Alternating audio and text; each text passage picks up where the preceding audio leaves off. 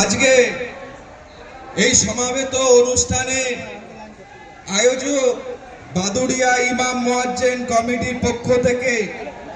আমি সকলকে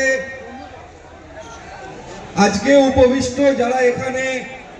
জ্ঞানী গুণী বিচক্ষণ ব্যক্তি, সমস্ত মসজিদের ইমাম সাহেবগণ, সমস্ত মুয়াজ্জিন সাহেবগণ,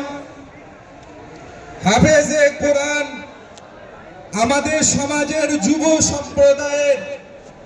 যুবকেরা যারা এসেছো, সকলকে আমি প্রথমেই বলবো, আমরা সকলে জানি যে ওয়াকফ প্রপার্টি ভারতবর্ষের সরকার, যে নরেন্দ্র মোদী সরকার, আমরা বিগত দিনে দেখেছি ৩ তালাক বিল পাস করা থেকে শুরু করে, এনআরসি বিল পাস করা থেকে শুরু করে, লাভ জেহাদ থেকে শুরু করে, যে নরেন্দ্র মোদী সরকার একের পর এক বিল পাস করে আইনে পরিণত করেছে। আজকে আমরা এখনো অনেকে বলছি ওয়াকফ বিল প্রত্যাহার করতে হবে, কিন্তু মনে রাখবেন ওয়াকফ বিল আর বিল নেই, ওয়াকফ আইনে পরিণত হয়ে গিয়েছে।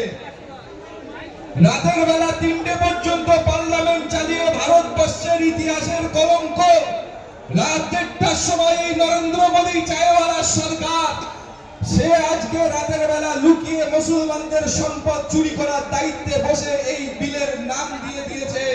যে সকলে মুসলমানের জন্য আমি তাদের উন্নয়ন করব, সেই দরদ আমার লেগেছে। আজকে মনে রাখবেন ওয়াকফ সম্পত্তি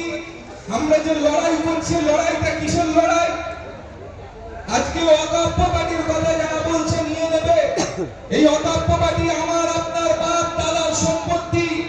যে সম্পত্তি কোনো সরকারের নয়, যে সম্পত্তি আমার আপনারও নয়, যে সম্পত্তি হলো লিল্লাহের জন্য আল্লাহর রাস্তায় যারা দিয়েছে। আল্লাহ পাকের সম্পদ যেমন মসজিদ ঘর, তেমনি রাসূলের ঘর এবং মাদ্রাসা।